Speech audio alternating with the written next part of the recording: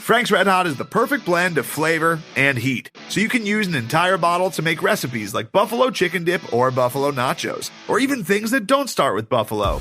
Frank's Red Hot, I put that on everything.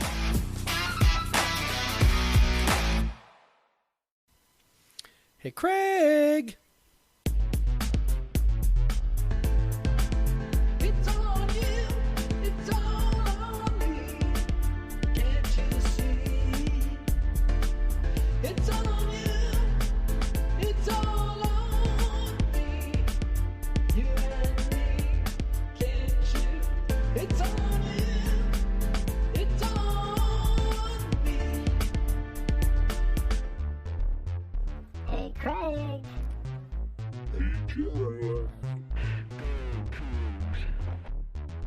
Right or wrong, we don't care. Win or lose, we don't care. We don't care. We don't care. We don't care. Hey, Jeff.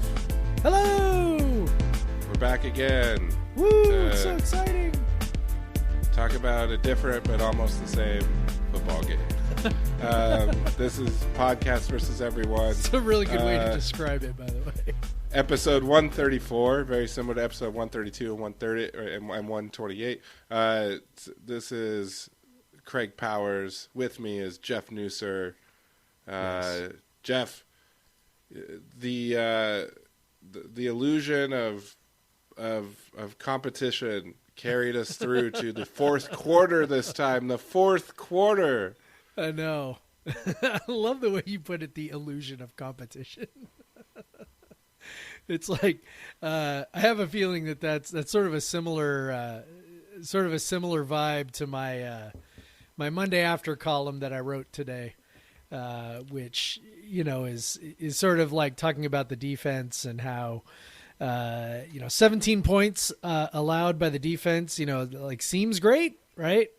But also, Utah rolled up 250 some yards of offense, and actually the way I put it was Utah had more yards and more yards per play than USC did the week before in the second half. In the second half, yeah.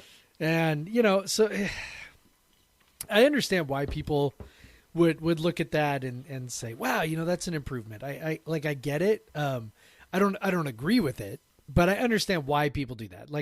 I get that.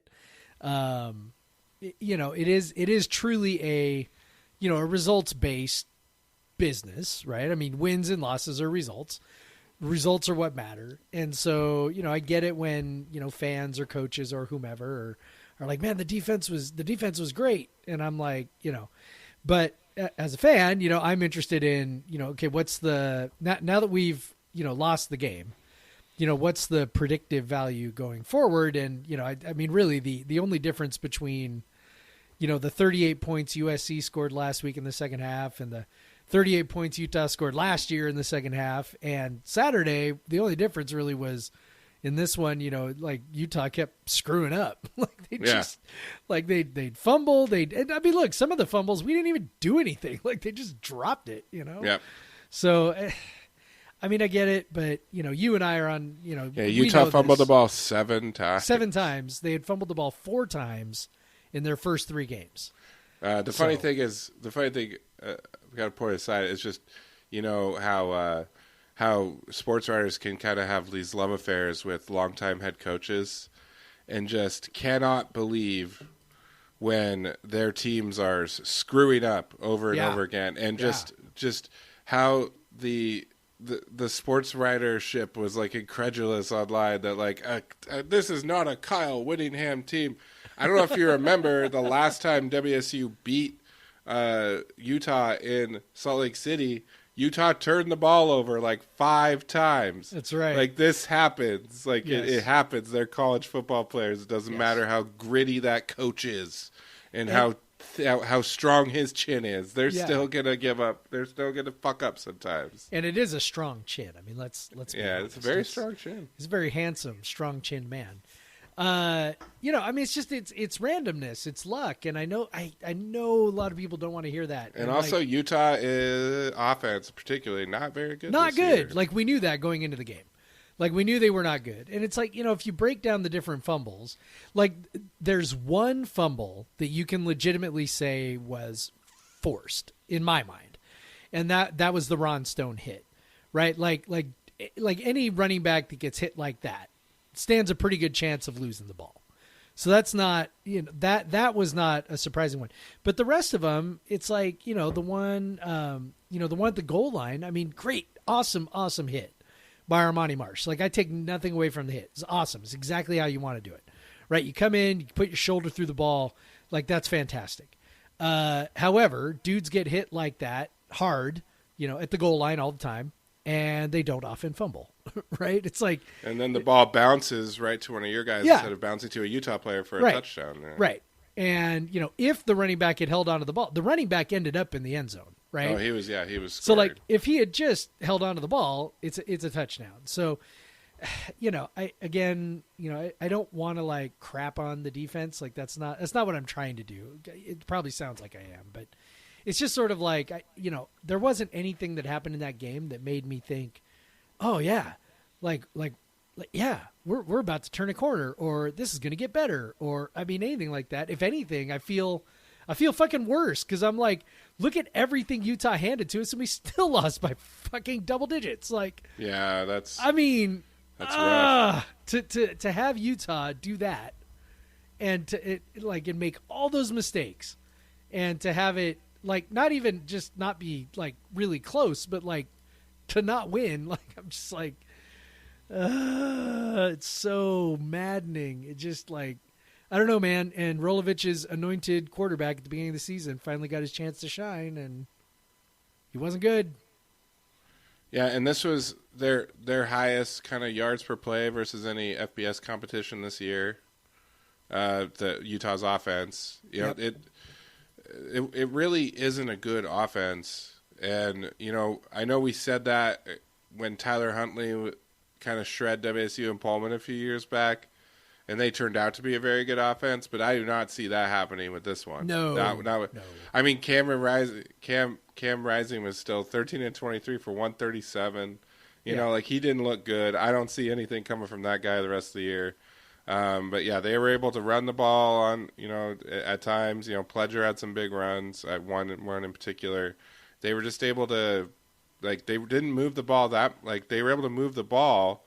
They just weren't able to hang on to the ball, and so it was just frustrating, because they were definitely, it was nice to see Ron Stone have a nice game. Yeah, he was due for one.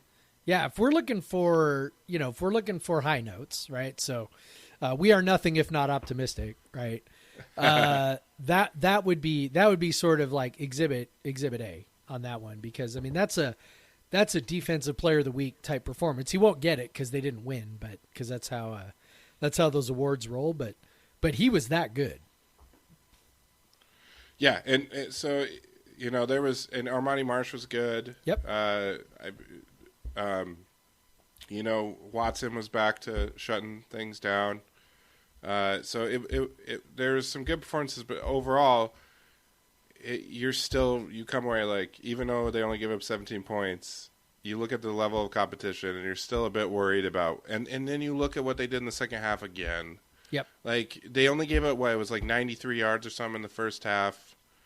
And then they come out in the second half. They get lucky, the fumble right away, very first play. Yep. WSU goes and cashes it in, which was awesome. Yep. But then both the offense and the defense, other than the defense getting some fumbles, from that point, it was all Utah. Yep. The offense, yeah. The offense was bad all day. Like, I know that, again, sometimes, again, I think because the game was close, right, as you put it, the illusion of competition, it's like, because the game was close, you kind of tend to think, oh, well, maybe, I don't know, like, at least my brain does this. Maybe I'm weird and alone on this, but my brain sort of tends to minimize some of the struggles because, it's close, right? And you're like, when things get bad, really, like the blowout starts to happen, that's when things get magnified, right? So, I remember thinking, the offense, is, it's not good, but maybe not terrible, And now I'm kind of looking at, I sat down, I kind of looked at the stats, And I'm like, okay, and it felt like first quarter, second quarter, there were chances, right? Like we had the 3 red zone opportunities and only come away with 2 field goals, right? So that's one time inside the 40, the first drive they got inside the 40, Yep. and they failed on 4th down with that Yep. weird play, and yeah. So I'm looking at the yards per play in the first and second quarter, and it's 4.8 and 4.8.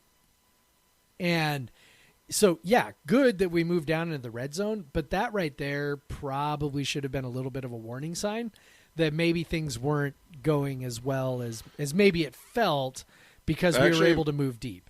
That really reminds me of when WSU played at Utah in 2019 in the bad weather. Yep. With Gordon.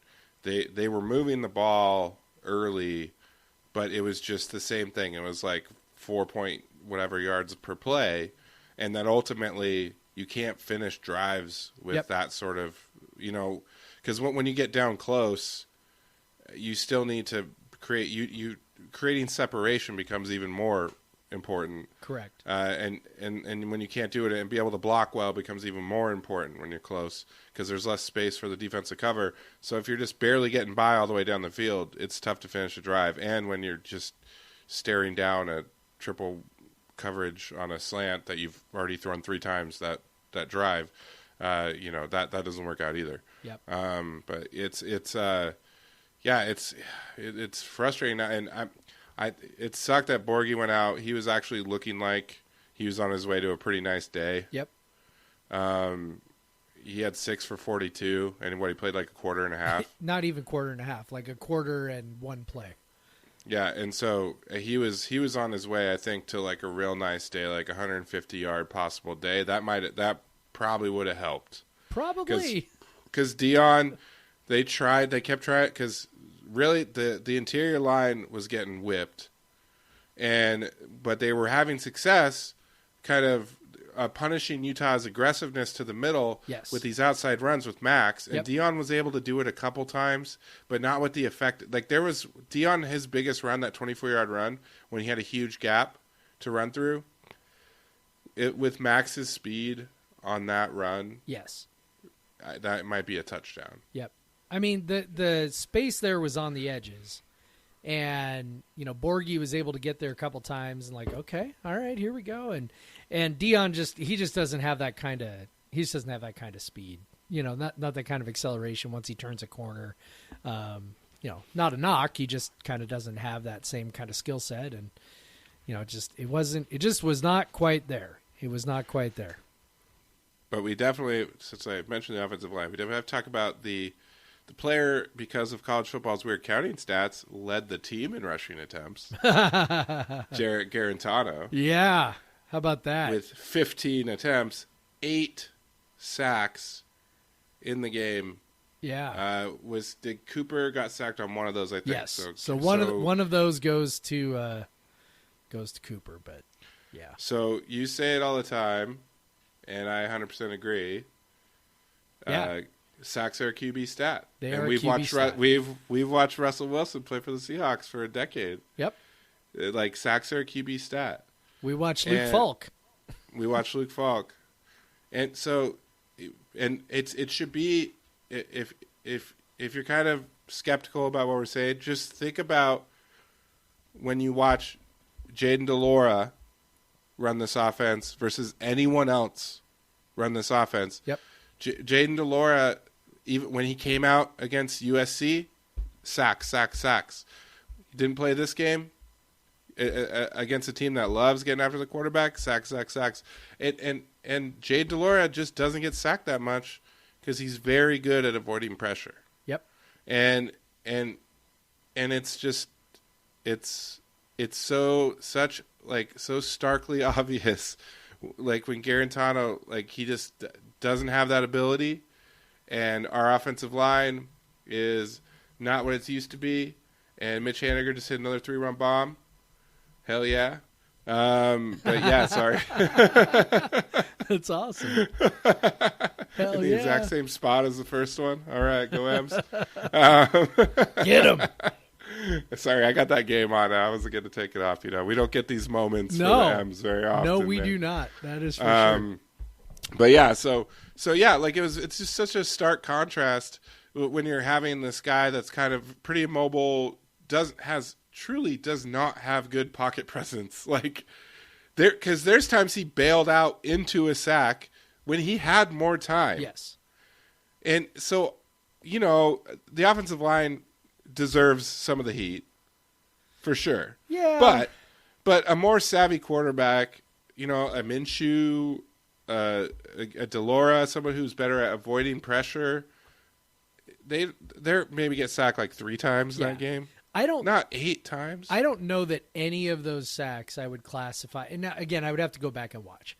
But I don't know that I would classify any of those sacks as just like no chancers, right? Where it's like, like dude's coming through the A gap, you hit your third step on your drop and dude's in your face. Like I don't know that there were any of those really. Now, did he have 4 or 5 seconds to throw always and then run into a sack? No, but it's that in between, right? Like it's, if you got 2+ seconds. If you got something between 2 and 3 seconds, the ball should be out. The ball should be out. And, like you said, we watch Russell Wilson play every Sunday. And it's for him. We have just sort of learned to accept that he's going to take a certain number of sacks that he absolutely should not take with as much experience as he has. And you mentioned Delora and his escapability. And it's, that's a guy who obviously a lot of what he does has to do with his athleticism. Some of it is honestly, he just has a good feel for where the pressure is coming from and how to get away from it. Yeah.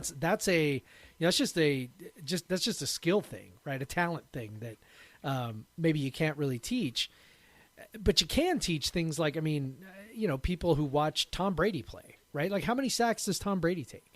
And I know we are comparing, I realize the greatest, greatest quarterback of all time. And the other quarterback I'm going to talk about is Peyton Manning, right? So it's like, I get it, but what they do is they show you that, I'm not expecting that level of, awareness from a college quarterback. That's not at all what I'm saying. But what I am saying is, the idea that the quarterback is really the one in control of sacks is true. And if you think about it, he's the one with the ball in his hand. He's the one who decides when the ball comes out of his hand and where it goes. It's just like he has the best view of the defense pre-snap. Yep. He sees where the pressure is probably going to come from. He should.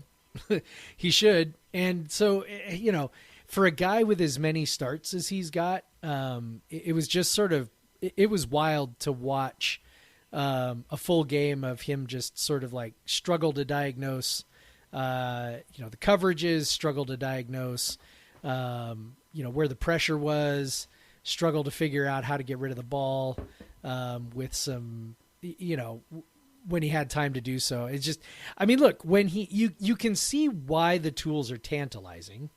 When he's clean. He made some throws. Yeah, when he's clean, he makes some he's got a big arm. He'll make every throw. But it's as soon as it's not very clean, it's a mess. And I know he worked hard in the off season to prepare for the year. And, I'm not, again, not trying to crap on the kid. That's not really what I'm going for here. But, I think there's something to be said that maybe,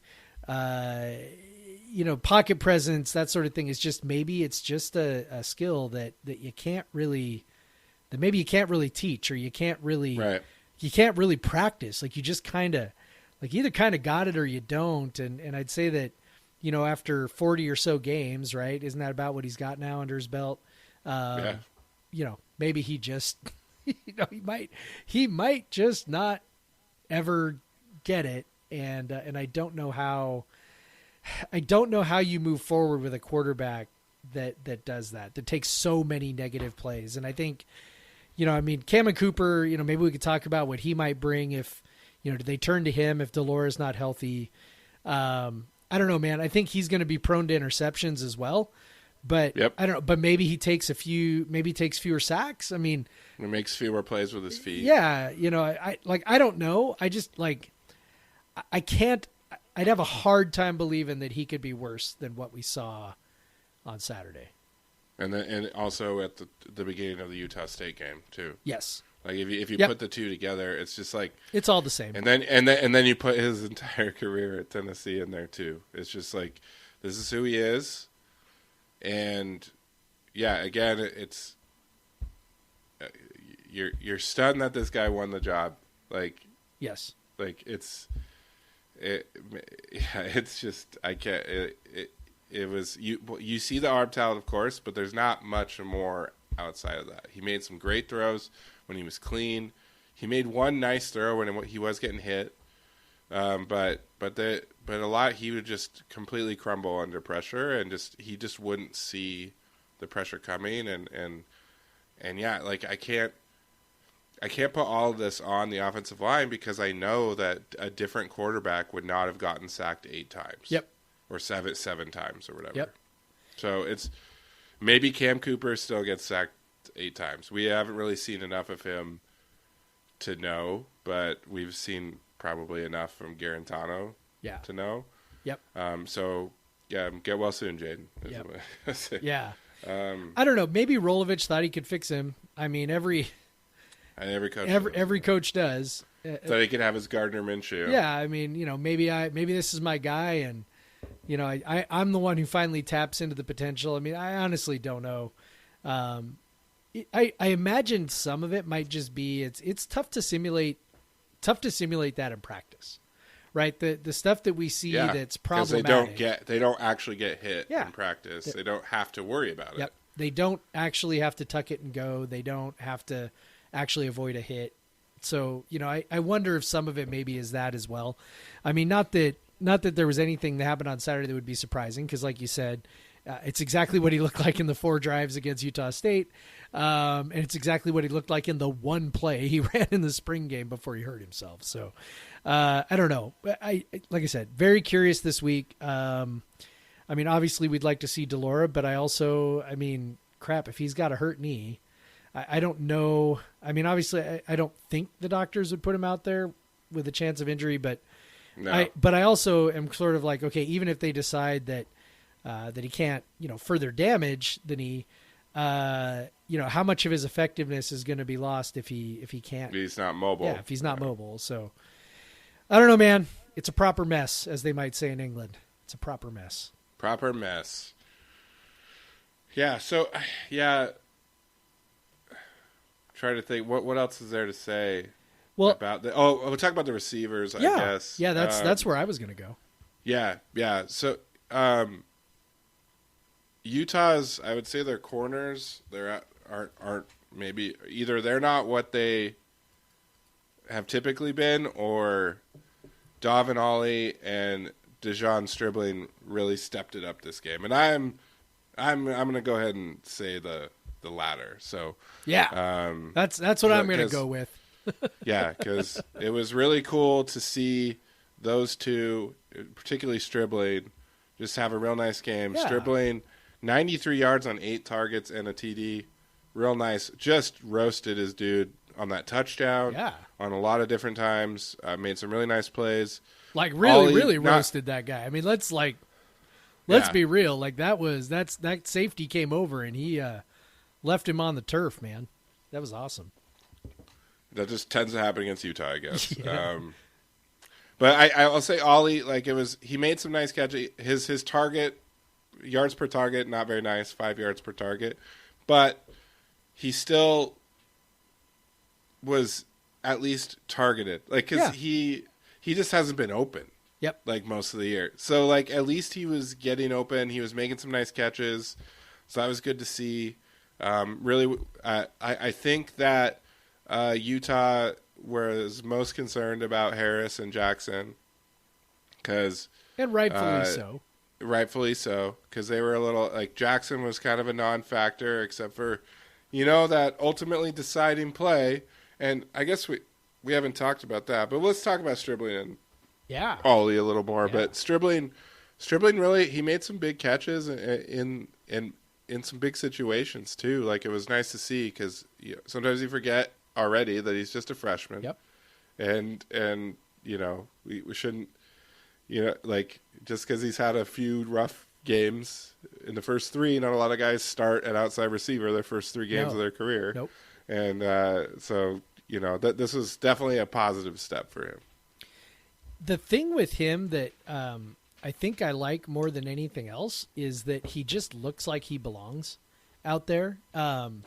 Pretty typically, true freshmen just generally sort of look like, I mean, they're out there, but do they really fit?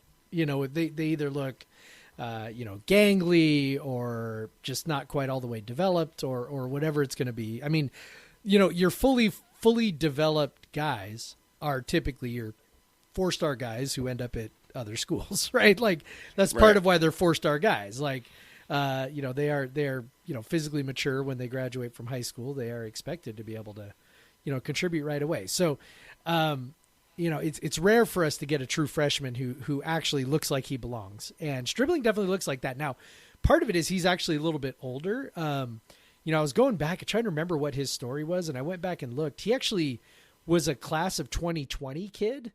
And he was being, recruited pretty okay. He was kind of a low 3-star guy in Hawaii. And then he just didn't sign anywhere in 2020. I don't know why. I can't find anything on why. Maybe something's out there that I can't find. So if somebody's listening to this and they know, please feel free to leave it in the comments or whatever, or send us an email. But as near as I can tell, nobody has ever really reported out what happened. And then 2021, he signs with us on the early signing day in 2021. Well, I mean, technically December 2020, but you know what I mean? So he is a little bit older, and that probably helps. He honestly reminds me a little bit of Marquise Wilson. Maybe that's just kind of the body build. And I'm not saying he's going to be that good. I mean, Marquise, we're talking about, one of the best receivers in program history, maybe even the best, for my money, considering all the context around him. But that's about the highest compliment I can pay him. He just, he's got similar body type. He's like, 6'2" or something like that. And, I think Marquise was about 6'3", and, he's just got, what looks like really excellent body control. He just looks like he is, he hasn't totally produced yet until Saturday. I don't know how much of that, since you can't see the whole field on most plays, I don't know how much of that is him and how much of that is, maybe having Delora, who's not the most accurate thrower to the outside on long throws. So maybe some of it's that, but at any rate, really impressive, really excited for what he might be able to do going forward. It looks like they, he was an under-recruited guy, man, low 3-star kid in Hawaii, which, a lot of times happens out there on the islands. And, they may have gotten a real, he was a guy who was not committed to WSU until he signed. So, maybe they've found a real gem there. Yeah. And, so I had mentioned it earlier, but I wanted to point out this play just because it's kind of very evident of what can go wrong when the quarterback and receiver are not on the same page in the run and shoot offense. And I think we've mentioned before, I don't know if we have, I know I've explained on other podcasts, but on this podcast, a very big difference between the air raid and the run and shoot is that a lot of the receivers in the run and shoot are running option routes, where the quarterback and the receiver are supposed to be on the same page and reading the defense and deciding if, what you can only assume happened on the pick 6 play in the fourth quarter, which essentially ended the game, was Garantano read the defense as Jackson should be running an out route. It was a 3rd and long, and I'm guessing he was just thinking, he's just going to cut out, get the first down, we'll move on. Jackson, who I'll say probably correctly read it as there was outside leverage, and so he cut outside or faked outside, cut inside, ran up the field. It looked like Jackson probably would have been by the coverage because Utah was coming with like a 6-man blitz, I think, on that play. Yep. So there probably wasn't. Yeah, there was no safety help. So I'm gonna side with Jackson on that selection, and there's a very real chance if Garantano was on the same page. he hits Jackson for a long touchdown to take the lead, and with Yep. a few minutes left Yep. in the 5 or 6 minutes left in the fourth quarter, whatever it was. So that was a very it was very good at demonstrating what happens in the run and shoot when the quarterback and receiver are not on the same page, because obviously Jackson was running up the field, and then the cornerback just saw the ball coming right at him, and no one there to even contest him, runs back for a touchdown. But Rolovich said in his postgame that he thought that Garantano should have thrown it backside, which would have been to the receiver on the left instead of the receiver on the right. I have not rewatched the play to see what was happening on the backside, so I don't know. But apparently, either way, so our assumption is that Garantano made the wrong read. It seems like Rolovich agrees, if maybe not for the same reason, but he at least agrees that the quarterback maybe didn't make the proper read on that. So, just another frustration when a big play is there to be made and you don't make it, and then you give up a pick six to make the margin double digits to make you feel like another swift kick in the nuts after basically right after giving up the lead. I don't know if there's much else to say about, just it's frustrating, man. It's got to be really frustrating for the players, to work so hard and, have so many mistakes just sort of undermine your chance of winning.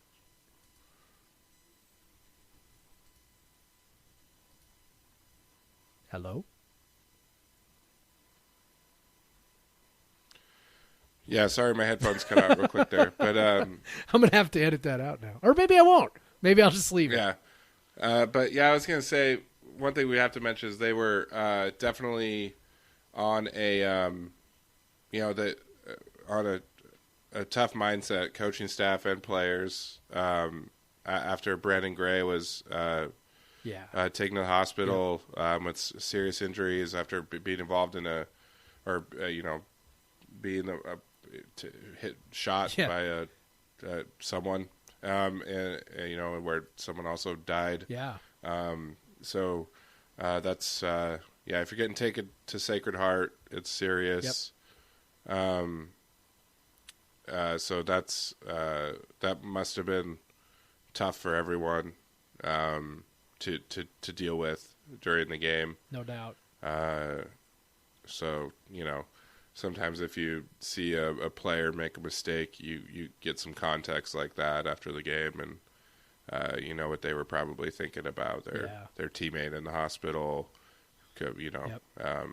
And obviously, in Pullman, it's very weird. We've I've talked about it with some friends. Like Pullman, it feels like you're in a bit of a bubble, and you don't have to deal with some of the dangers of the rest of the world, right? Yep. And so, but that was the first shooting death in Pullman since I was in school 16 years ago. Yeah. So, I got a friend who has a kid there that that was pretty, and who lives on Greek Row, right near where it happened, and that's every parent, I'm sure, thinking the same thing, because you think you're like sending your kids to a safe place, and it's pretty shocking for a small community like that, which is typically doesn't have to deal with violent crime as much. To have an event like that is even just as someone doesn't live there, you think about I'll say when I was in Pullman last weekend, my friend and I were at a bar downtown, and a man pulled a knife on a bouncer, and my friend helped step in to wrangle him down and stuff after the knife had already been gone, but the bouncer got cut and stuff, and and then the next day we were at another bar and we couldn't leave because someone had a gun outside. Jeez. And so when I heard about this on the back of that, it was just kind of man, you go to Pullman and you just feel like you're safe, and this is literally this little bubble, this little utopia where you don't have to worry about these things. But that was a bit of reality, I think, for a lot of people, and obviously a tragedy. particularly for the young man's family and Brandon Gray's family and stuff. Yep. So it's just it's a tough thing for all of us who have a special connection to Pullman to deal with, but also to think about what the football team had to go through, what this young man's family who lost his life had to go through when you're at school, and they're gone. It's rough. Yeah, it absolutely sucks. I know that I picked Wazoo kind of precisely for the reason you mentioned. Like it did feel safe. Like I couldn't believe after spending many a night, many an evening walking around the U District for various activities, and then going to Pullman and being like, wait, I couldn't believe how safe I felt, right? Just walking around at night. Big time bummer. I'm glad Gray is apparently going to be okay. I mean, obviously, serious but stable condition is certainly not out of the woods. So, continue to think about him and hope for his full recovery. The other young man who died, like you said, feel terrible for him and his family. And we still don't know a ton about what happened. We do, at least it's been reported that the man who was arrested in connection with the shooting has said that he acted in self-defense, something that would seem to be supported by the fact that he was charged with second-degree assault and not murder or manslaughter or something. Obviously that could all change, but that would seem to support that idea. I don't want to talk too much about other rumors I've heard, but there are other rumors I've heard that have supported the idea of self-defense. So it's just a sad deal all around, man. It's, parties can go sideways, and typically, we laugh and we joke about them, and, maybe it's, Andy Roof with a frying pan or something. I mean, just whatever, like, the kind of stuff that, we laugh about, people getting mad or drunk or belligerent or whatever.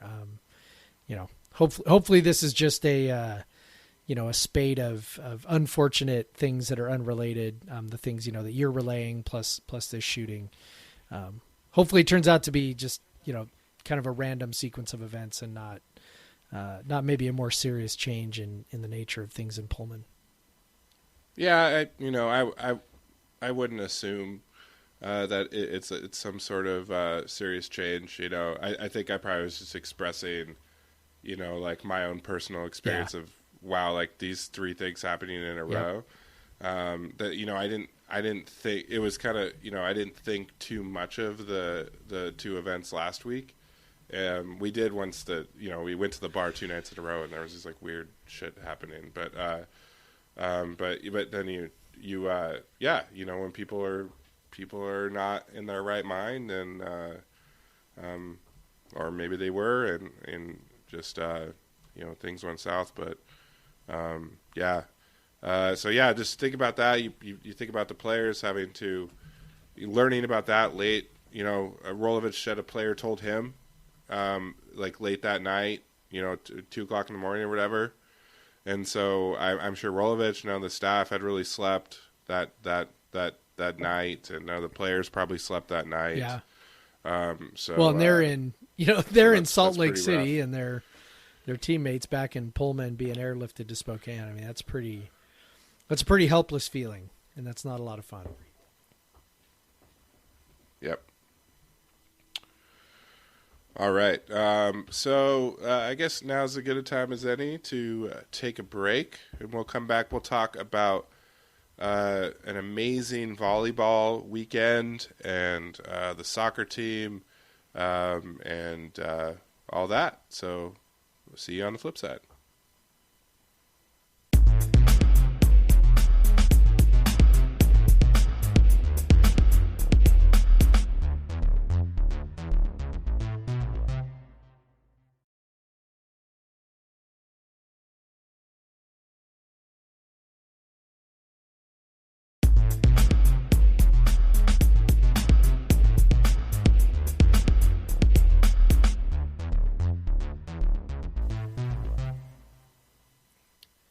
Back. All right, Jeff. So, once again, I had a weekend that was I didn't venture out to the east side of the state, so I didn't get to Pretty Fair Beer in Ellensburg. But it looks like, from looking at their draft list, from talking to Tyler, the owner, they're really getting into, those classic, especially in the Northwest, those classic September and October beers, Oktoberfest and fresh hop beers. So Fresh hop season. Tyler tells us they got coming this week. They got Headless Mumby Oktoberfest. So Headless Mumby is a brewery in Olympia that is a lager-only brewery. Ooh. I've had their Oktoberfest before. It's very good. A lot, if you like lager styles, definitely want to check out a cool place down in Olympia. Actually opened up after I moved out of Olympia, but I could have walked to it if it was there when I lived there, which, you're always like, oh, why weren't you there when I was there?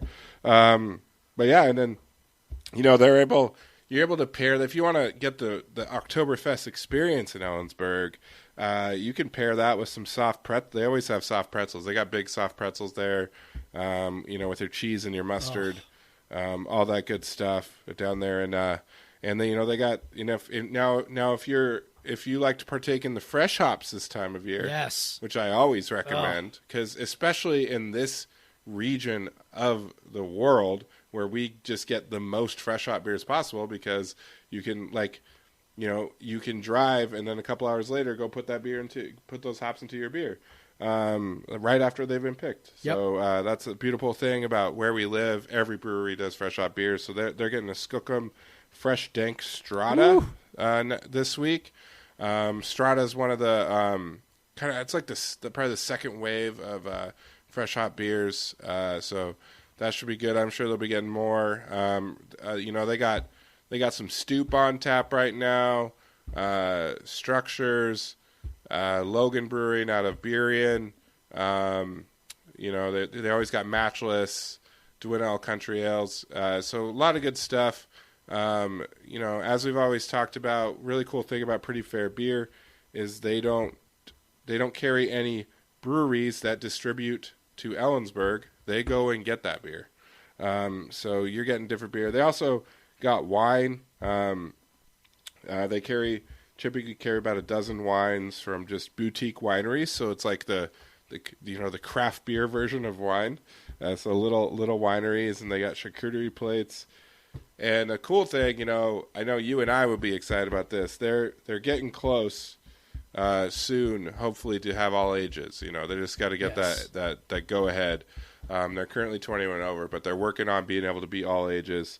And I know you and I, as dads, will definitely appreciate 100%. That. A Pretty Fair Beer. Again, we're talking about Pretty Fair Beer in Ellensburg, downtown Ellensburg. Really cool place to stop. I've done it multiple times. I definitely got to get you out there, Jeff. Because, of course, owned, run, proudly supporting the Cougs. You can watch the Cougs there if you live in Central Wa. Just drive on over to Pretty Fair Beer. So highly recommend it. I've been there before. I like their food.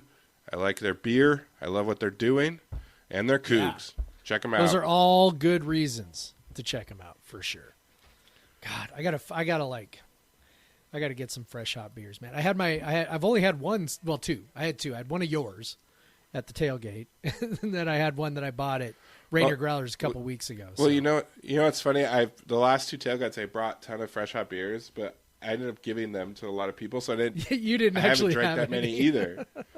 Yeah, I've only had a few so far, and I've been dealing with this thing that everyone can hear. Like I haven't had that many beers at home. I enjoyed Swansea Day at E9 for sure yesterday, but I had a couple fresh hot beers at Beer Star the other day, but yeah, what are you drinking? What's your Pretty Fair beer of the night? My Pretty Fair beer of the night is this is the Last Sun American Style IPA from Ruse Brewing in Portland. Yes. I don't like it.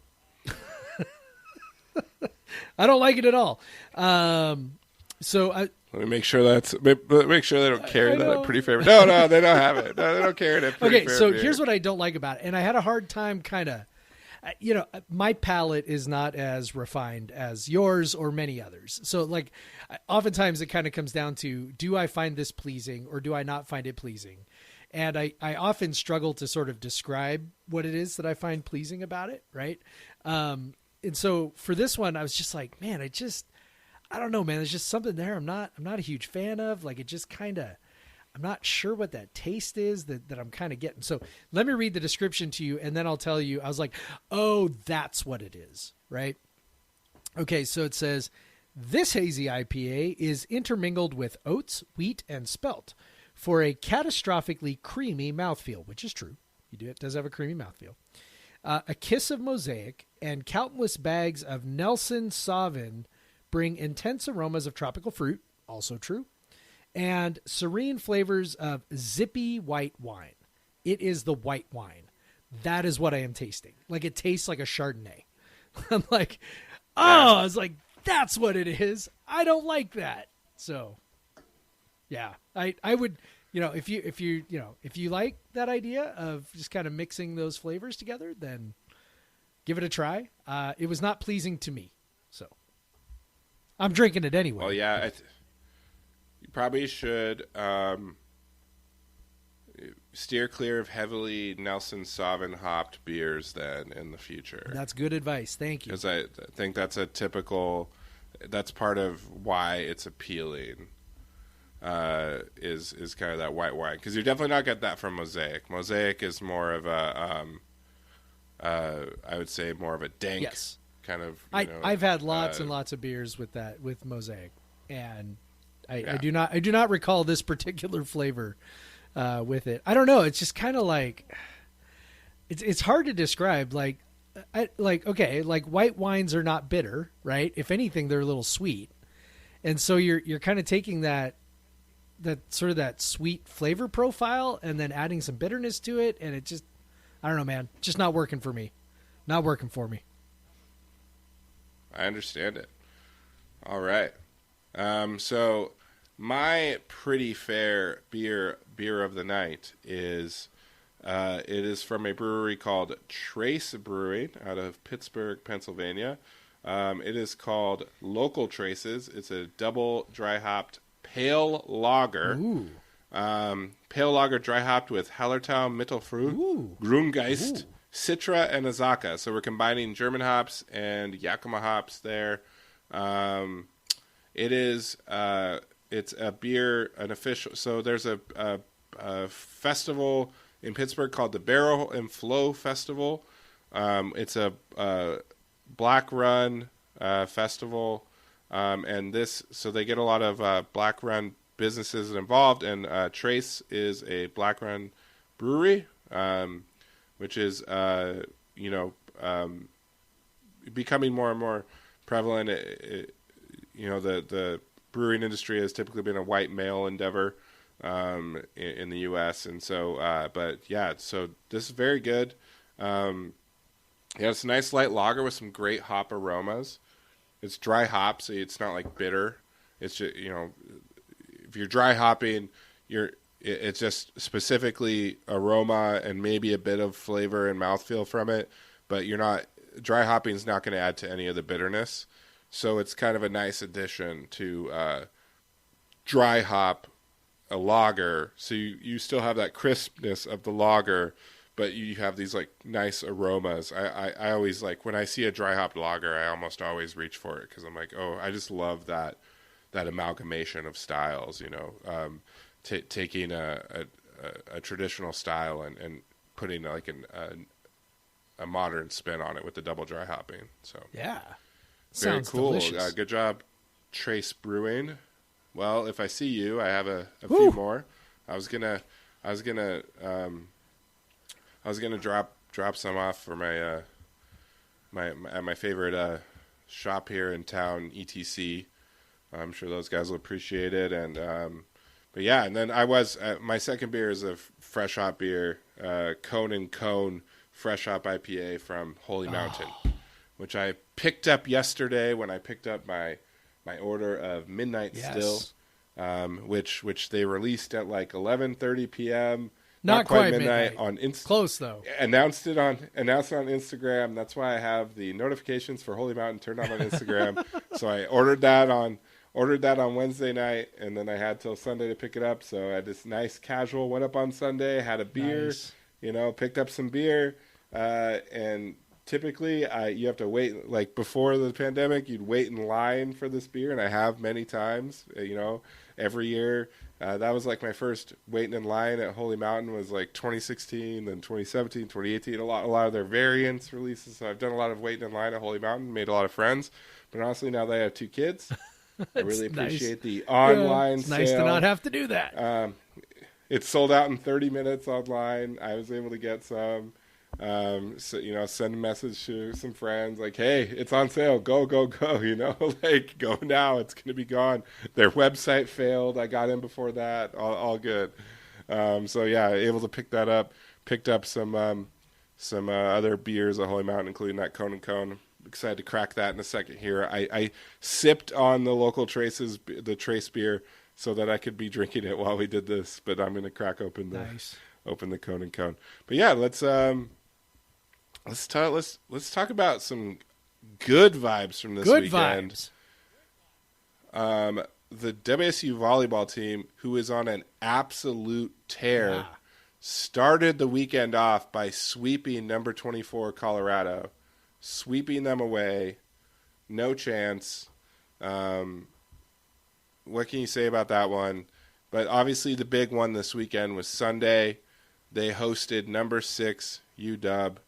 And that lived up to any feeling you could possibly give a rivalry match. Like, you just could not be more of an intense match with a literally historical. I was like, you're fourth set. you're as effusive as you're being. You're kind of underselling it. I think, like that fourth set. Like you put in. Now I was not watching it. Did not follow it. I don't know what else I was doing. Watching the Sounders or The Seahawks. Probably the Seahawks. Oh yeah, it was at noon. I think. So yeah, so I was watching the Seahawks and doing some work, and so and you dropped into Slack to give the score of the fourth set as they were heading into the fifth set, and I was like, wow, Craig made a big typo.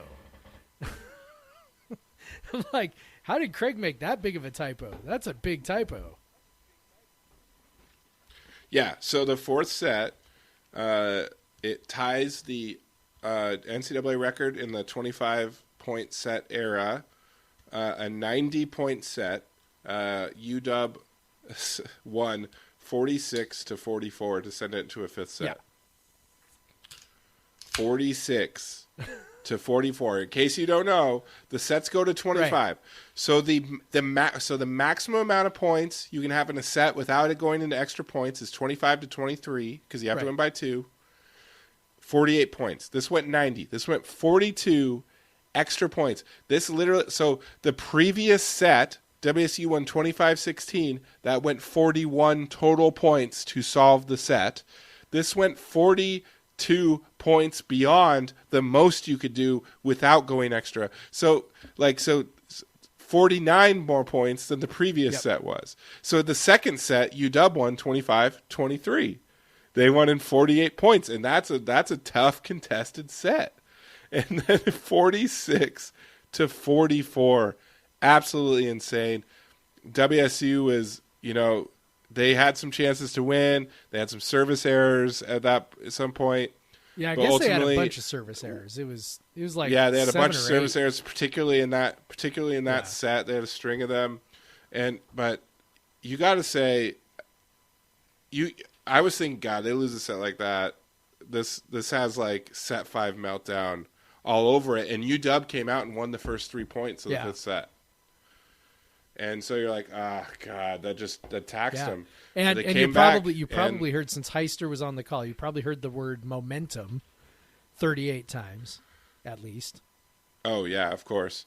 It was, but they came back and they dominated the rest of that set, won 15-11 to take the overall match. 3 sets of 2. Obviously, you don't know the fifth set is kind of like an overtime set. Basically, it only goes to 15. It was it was incredible to watch. I truly only caught I caught the midway through the fourth set on, and I'd been watching it earlier, like when I was at Holy Mountain, and then I drove home from Holy Mountain and I picked it back up, so I missed like an hour. But so some of the records, like I said, that ties the NCAA record for most points in a set in the 25-point era. And then it also, WSU tied the record for most points scored in most points in a match in the 25-point era. So this was a historical event, and it's always nice because WSU has been on the side of some historical games and not won them in some other sports. Yeah. But it's really nice when you can be part of the historical event and also win. So that's great. Yeah, it's that's completely wild. Like maybe that, I've always said, why don't they go to 25 points in the fifth set? Like it feels like cheating, right? Yeah. But maybe this is why. I don't know. But because you could end up with a 90-point fourth set. I don't know. And can we finally retire the idea of momentum? Like, can we do away with that now? Because you'd think UW had all the momentum. You would think. Right, they won this epic set. They get out to a lead, and then, it's like we always say. You have momentum until you don't, and so referring to momentum just makes you sound silly. People just makes you sound silly. So this is an awesome win, awesome win. It's so good to see them. They started the year real rough. They lost their first 4 matches.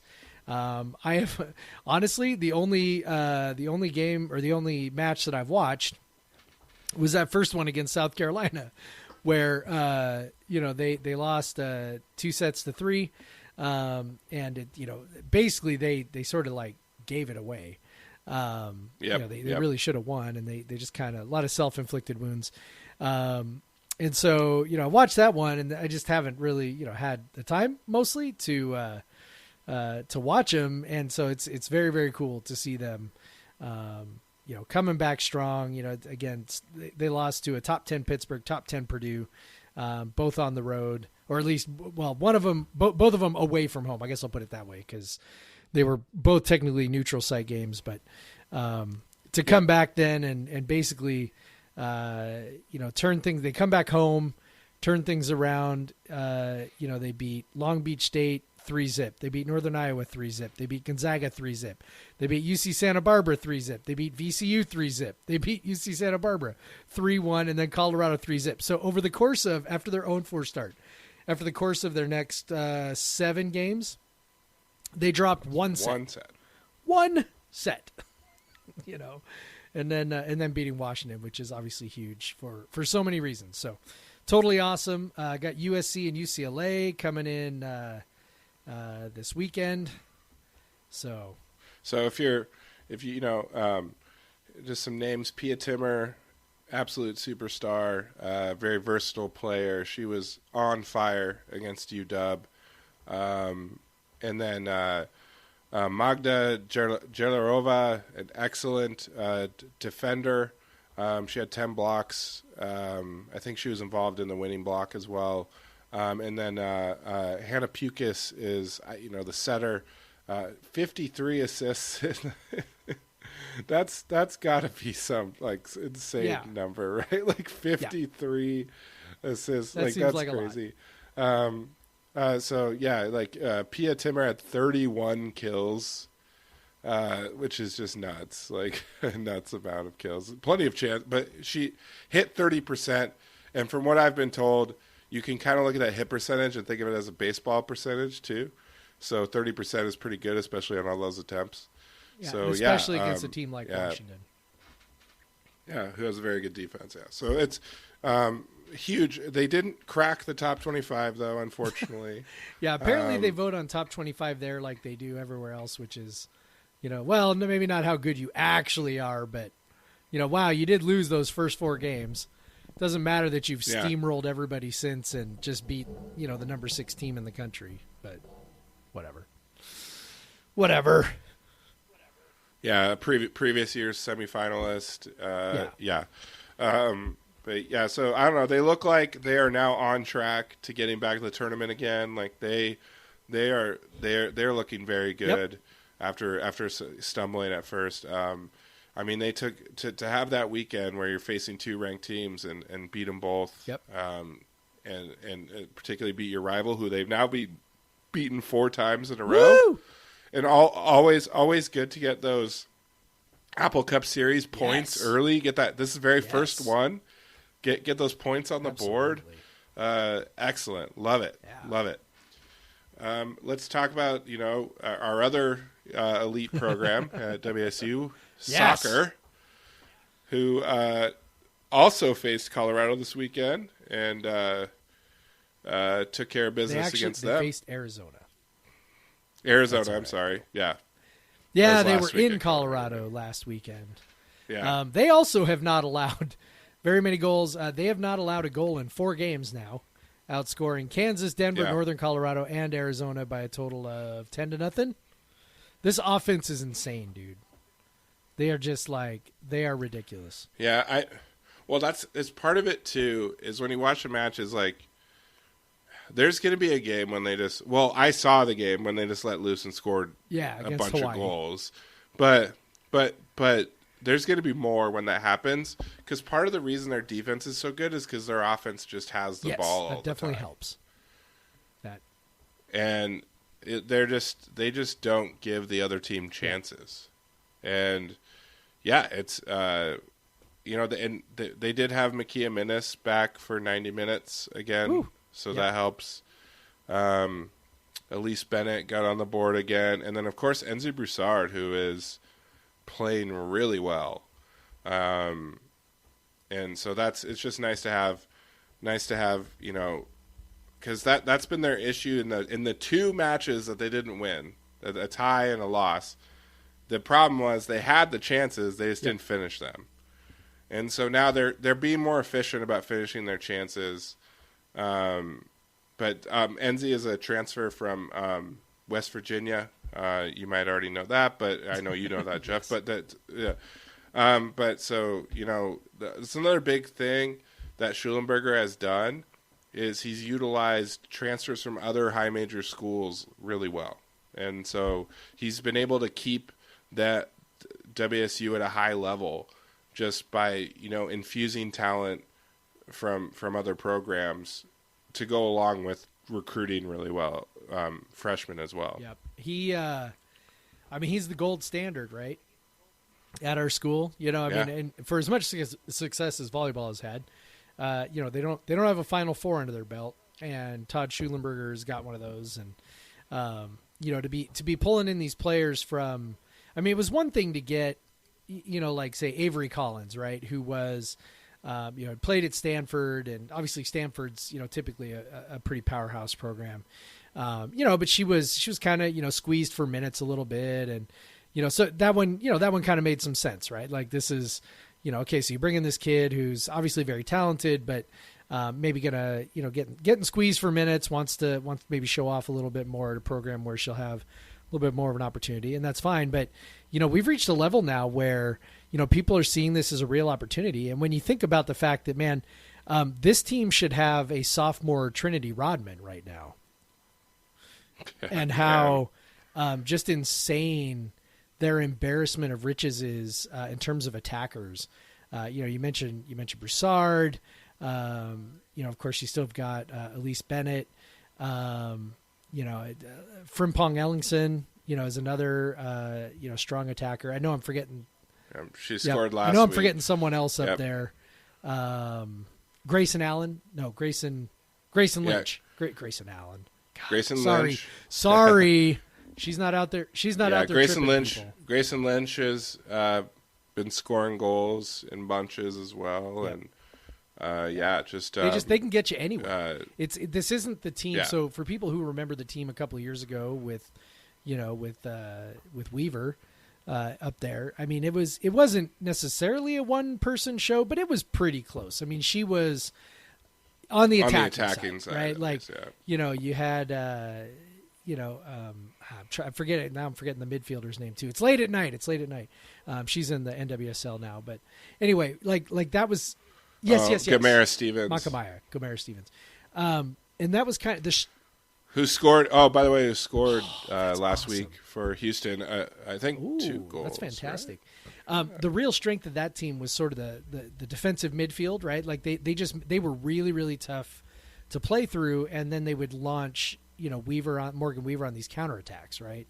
This team's not that, like you mentioned. They're possession oriented, and they will sort of find an angle and pick you apart, and man, they come at you from every angle. So they are fun to watch, man. If you are at all into soccer, I know we kind of keep saying this, but man, if you don't hate soccer, if you're like, yeah, soccer's okay, man, this is a fun team to watch. When you can find them on TV, maybe give it a shot. So they play against Utah on Thursday.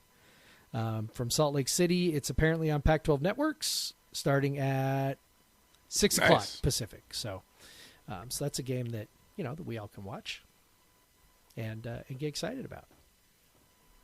Yeah, because if you don't have Pac-12 networks, you're not watching the football team this year. You're not doing that either. So, yep. Yeah. Great, man. Yeah, like our two premier sports on a roll. Looking like they can, looking like they can get back to the place where they belong, which is the NCAA tournament for both of them. So that's always fun. We love talking about them, especially when they're winning. Great, man. So I'm kind of worried because we're only an hour and 5 in. We do have a couple of questions that got emailed in. Oh yeah, so we could do those really quick. Let's do those. I think I got them here. Hold on. So I got. Do you got the Dave Malone one? Or sorry, Dave. Sorry. Yeah. Dave M. Yeah. Dave. All right. Dave says, I had high hopes for Coach Rolovich, and I hate that I'm writing this email. This was before the Utah game, Wednesday. by the way. But I think you guys are correct. The WSU is getting out coached, particularly in the second half. I think Abe Lucas is correct in saying that Wazoo has a, quote, good initial punch, but not really a chin. These two issues combine to create the current death spiral. If Rolo does not get himself fired on October 18, when do you predict Pat Chun will fire Rolo? Also, will Chun also fire any other coaches? And if WSU beats Utah and maybe picks up a few more W's, will Chun have a hands-off approach to Rolo? So obviously we know that did not that did not play out against Utah. WSU did not beat Utah. But I don't know. What do you think? What's the over-under there? So if Rolo is not fired for vaccination reasons, I have a hard time believing they will fire him after this season for football reasons. So I think it would maybe be next season or after next season. I think even if he goes, like 2-10 this year, they might keep him on just because it probably depends on who's available, or if Chun has someone in mind. But I have a hard time just at WSU seeing them let a coach go after so few games. I can't. I mean, there's a part of me that's like, okay, the 18th comes and goes, right? He has, got his exemption or whatever. And so at that point, so like, do you benefit from getting rid of him right away? I don't know that you do, right? Like, I mean, you're not hiring another coach right away, probably. Unless you're doing, the Bill Moose thing and targeting somebody who's not employed, that's kind of a different deal. So, okay. And then, so there's really not any benefit to getting rid of him in the middle of the year. Like it doesn't help you, right? I could see why you would do it, especially if he's not vaccinated, he's not compliant, you separate, whatever. But I don't think like you gain any kind of benefit or boost from doing it, right? Even with recruiting or whatever. And in fact, I think actually you might actually cause more of a problem with recruiting if you, get rid of him during the year, because whoever actually is committed to you right now, is all of a sudden you're going to have, however many, I mean, let's say it takes you a month or whatever to find a new coach. In that time, it's going to be open season on your guys, right? As long as you keep Rolovich around and the plausibility that he'll be around next year, then those guys probably stay. Okay. At the end of the year, then, okay, so if it's at the end of the year, I just wonder, here's the thing. Look, we have the money to fire him. I know people will say, we don't have the money to fire him. It's not the buyout that even Ernie like, Kent we're in this huge deficit. You know what? That is just, I know people want to make a big deal out of that. And I know that Schultz and Chun pay lip service to, oh yes, this is very, very serious. And we have a very serious and very, very serious plan to fix this. And, yes, we are very serious about getting out of this deficit. The reality is, it would cost $3.6 million to make Rolovich go away. Right. And I think we've talked about this on the show before, but just in case we haven't, or somebody didn't listen, he's owed 60% of the base salary for the remaining 3 years. The base salary is $2 million. The other $1 million that he makes is his media. It's the media portion of his contract, right? So they do this a lot of times when they break up contracts, media responsibilities and actual base salary, things like that. So it's $1.2 million a year for 3 years, $3.6 million. Okay, listen, if you are running a Division I, Power 5 athletic department, you have to be able to pay $3.5 million if you have to. And I know that their biggest priority is, getting the donations finally all secured the rest of the way for the indoor facility. And I get all that, but 3.6 is just, I don't want to say it's like couch cushion change, but I mean, it's pretty close. When you're talking about adding 1.2 million to each year's budget for the next 3 years. And I know that people, fans tend to think of it as a lump sum. Right. And I think they probably have the option to pay it as a lump sum, but if they want to, they can just keep paying him monthly for the next 3 years, just like they're doing now, and, pay out your 1.2 million a year. You can make that work in a big time athletic department. And I know that our department's like the smallest one in Division I, but still you can make that happen. You can do it. So will they? I don't know. I hope so. Obviously, I'm on the record saying that I hope so. Obviously that would give them a lot more time to take in even more data to try and make an informed decision.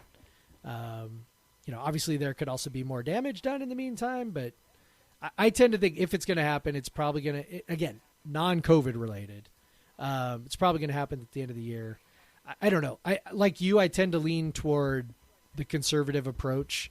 I tend to think that's probably what they'll do, but I don't know, man. It's affordable if you really want to do it. I know that Schultz will have to answer to the faculty senate if he does it, and explain why they're spending this money to make him go away. But I also think that, maybe it's an easier sell than we're giving it credit for because, he's embarrassing the entire university, right? It's not just a losing football coach. It's it's a guy who looks like an anti-science, anti-vax conspiracy theorist, and it makes a mockery of an academic institution, really. And I'm sure he's not the only, person employed by the university who is choosing not to get vaccinated. I'm sure there are even professors who are choosing not to get vaccinated. But again, we know that the overwhelming majority of students and faculty support mandatory vaccination, and we just know that from just from the compliance numbers. Obviously, we don't know the faculty compliance numbers yet, but we know that the student compliance numbers are extraordinarily high, which is great. And so I wonder if maybe it's an easier sell to get rid of him, given that he really is embarrassing the school. So I don't know. I would say I would think it's a toss up between the end of the year and maybe next year, but I don't know. I guess that's where I'd land. Yeah. October 18th. Yeah, that'd be great, that. So. That's honestly, as horrible as this sounds, I'm almost like, please don't get vaccinated. Like, I'm just kind of like, it's terrible, but I'm also like, that's the easiest, cleanest way out of this whole thing is for him to just decide not to do that, and for it to be taken care of for us. So I don't know. We'll see. We're getting very, very. This is the other thing I wonder. We're getting very, very close to the last possible day to receive a shot and still be vaccinated. October 4th. Yeah, the Johnson & Johnson vaccine on October 4th. That's only it's a little over a week away. So, yeah, high intrigue, man. High intrigue. Intrigue that I wish we didn't have. And wish we didn't have. So we have another question from Mark. He doesn't have his last name. Smart on his guy. email, so I'm not gonna mistakenly say Mark's last name. He has apparently he already asked us this question and we ignored it. So sorry, Mark. So he has a proposal, which I already know that you and I agree with. So move the Apple Cup to the middle of the season instead of ending the year on it, i.e. Apple Cup gets scheduled for October 15th. Matchups for WSU versus Oregon State and Oregon versus UW move to the end of the year. The rivalry formerly known as the Civil War is moved to the middle of the year to even out the scheduling. Benefits has warmer weather and better sailgating opportunities in Seattle years. Won't be a holiday weekend, so traveling logistics are easier for Pullmaneers. This is not me. This is I'm just reading what Mark wrote. Roads are less dangerous to travel. Yes. Will be played on a Saturday, not a Friday. Yes. Not a Black Friday, like the day after Thanksgiving. Since there will be more games on the schedule after the Apple Cup, we all won't have to dwell. This is the biggest part, honestly. Since there will be more games on the Apple schedule after the Apple Cup, we all won't have to dwell on our inevitable defeat for longer than a week or two, instead of a month in bowl game years and all off season if WSU misses a bowl. Yes. Yes. Yep. Yes. And then finally, students will show up in greater numbers to the Pullmaneers games as they won't have a Thanksgiving holiday excuse to leave town. Yes. Love to hear what you guys think. Thanks for reading. Go Cougs. Yes. Yeah. Yes. I don't really have a whole lot to know. add. Yes. You said it. You said it all, Mark. I don't give a shit about the No, tailgating, honestly. I mean, man. we've talked about this before. All We're right. like, hell, play it on the first game. Let's just fucking rip the Band-Aid off right at the beginning of the year and just be done with it. I think the middle of the year is a nice idea just because if you play the first game of the year, maybe teams aren't sharp or whatever. So like I get that. It's more tongue in cheek, the idea of playing it first game of the year. But yeah, anything but the last game of the year, I'm 100% down for that. And here's the thing. Okay, so I guess I'll put it this way. I'll put it to you as a question. Do you feel as good for all those months after we win as you feel bad for all those months after we get our ass kicked again? Well, I know hard to it's been a remember. while, but honestly, you just feel good indefinitely about any win. Like you go back, you revisit it. So it doesn't matter if about the extra, the extra time of feeling good or having that off season. You would feel good about an Apple Cup win all year long. It wouldn't matter. But when it's a loss and you don't have anything else to think about, like next week's game or the bowl game or whatever, or the bowl game's still a month away or whatever, and you have to think about how you could be in a better bowl game if you would have won this game or whatever. That's just torturous. And so, yeah, I think there's no really trade-off there because the happiness of an Apple Cup win is always there. But once you have something else to think about, you can kind of put that sadness aside. Well, there's some kook guys that can't, but I can. And so yeah, I'm all for 100% agree with you. Even, yeah, like Jeff said, Mark, I say just Labor Day weekend, baby. Let's do it. Let's just start the season with a loss and then just see how we can recover. Because sometimes we start with the season with a loss anyway. Might as well lose Utah that State. one. So it doesn't matter. Yep. Totally agree. 100%. There is one more question. This one, sorry, I'm flipping back over. This one came from Brady H. WSU Brady 27 on Twitter. So Oh, by the way, Dave is Kook Poets nice. on Twitter. Nice. I forgot to say All that. right, so Brady says, something crazy that we all feel has been a thing but haven't seen really put together. I spent a few minutes and put it together in an Excel file. WSU football and men's basketball are basically never good at the same time. Don't believe me? Here is the chart narrowed down for all the years both have had 500 or better records since World War II. Since World War II, it's 1, 2, 3, 4, 5, 6, 7, 8, 9, 10 times. 10. One of those years was Yeah. my senior year at WSU. The football team went 6-6, but lost. Did not go to a bowl game because they lost Yeah. the last 3 games of the year. And then that Back was the when year 6 that and 6 didn't the get first you into year a bowl game. Tony. And then that was Tony Bennett's first year when they went to the. So that was like the best, one of the best Yeah. possible results. And this is, that I mean, you get. let's be real. This is not like when we say being good at the same time. Like the bar here is so low. 500 record. Right? We're talking 500 record. We're not talking like, okay, they both, I don't know, 750 or something, right? Like however you would define good, right? Postseason or something like that. Like we're just talking 500 records. It's happened once this century. It happened twice in the 90s, once in the 80s, once in the 70s, once in the 60s, and then 3 times in the 50s. That was the heyday right there. And then once in 1945. So, oh my God. Yeah, I don't know. Like, it's funny. So he says, now I know they really have no direct effect on each other, which is true, right? I mean, they're independent events.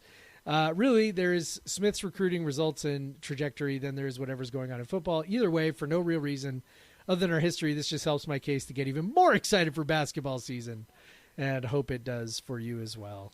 So Brady's argument is, all right, the worse the football better team the basketball is, team. the better the basketball team is going to be. I'm down for it. I'm ready for a big basketball season. I've written this football season off, except for the football weekends where I get to go to Pullman, of course. But you know what? Hell yeah.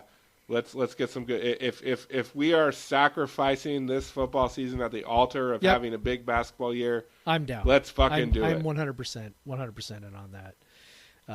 So yeah, let's do it. Let's do it. But I'm just like, this is hilarious. Like, I'm just like looking at this going like, oh my God. And some of these basketball seasons too are like 15 and 12, 16 and 14, 16 and 11. So, like their league record was terrible and they won a bunch of preseason or a bunch of non-conference games. 2006, that was kind of the biggie, man. They should have gone to a bowl game, even though they, finished 6-6, but that was back before there were, 80 bowl games. If you went 6-6, you kind of got left out in the cold sometimes. And yeah, I don't know, man. That's pretty funny. That's pretty funny. Pretty funny find and a really nice use of an Excel chart, I got to say. I liked it. Yes. Well done, Brady. 100%. I dug it. At WSC Brady 27.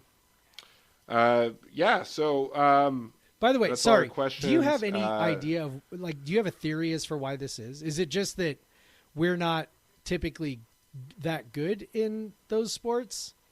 I think it's just because we aren't very often good at either. So it of just those reduces sports. the number. And particularly, it reduces the number of basketball. times they can overlap, basically. Yes. Yeah. Okay. Exactly. So, one big plug. I didn't do it at the start, but I'm still running my charity raffle for lodging and tickets and parking to the homecoming game against Oregon State, which now has game time 1 p.m. So if you're coming from the west side and don't want to get up at like 5 o'clock in the morning and drive over to Pullman and go to the game, you can go on Friday night and stay because you can have a hotel from Friday to Sunday. So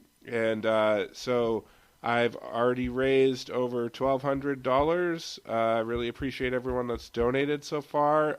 But you can still honestly, that means you still have a pretty good chance to win if you enter. Because you're talking about 120 entries. That's it. So if you enter now, you still have a pretty good chance to win. I'd love to get it to 2,000.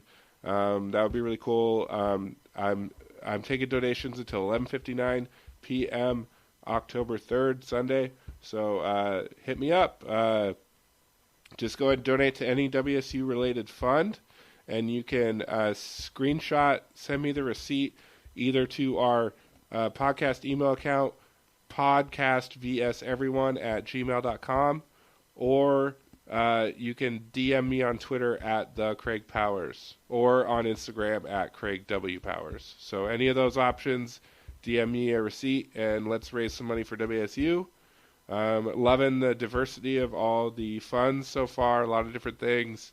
Very cool. I've learned about a few things just from the donations. Yeah, So I donated love to it, the man. Cougar Emergency Fund. I thought that was that was a good place that's a to cool do it, given the times we are in. So there was that. How many Cougar Athletic Fund donations? Not a one. So there's somebody's opportunity, right? Somebody who wants to donate to the Cougar Athletic Fund can. you can get get some of your points, CAF and points you get a here chance to and- win. So Put it to yeah. a good cause and uphold the good name of the athletic department in this, since nobody else has done that yet. someone did donate to Oh, the that's rugby pretty team, cool. though. I like that. Yeah, Yeah, they need all the Yeah. funds they can get. That's for sure. yeah, and we got a hockey Ooh, donation same deal. as well. So They need those funds, man. They do yep. those programs, man. They do fundraisers Yeah. to pay for shit. That's so that is Yep. cool. All right. Great. So you can follow Jeff on Twitter at Pod versus Everyone. Again, if you want to send us questions like Mark and Brady and Dave, you can send it at podcastvseveryone@gmail.com, and you can send me your donation receipts, and let's raise some money for WSU to any program that you feel good about. Let me, a full disclosure, in the middle of answering the second question, my nose started bleeding, and I am holding a big wad of paper against my nose right now. So I am ready to say Go go Cougs, Greg. Cougs. Black Lives Matter. Black Lives Matter. And Where's my stop button? Damn it.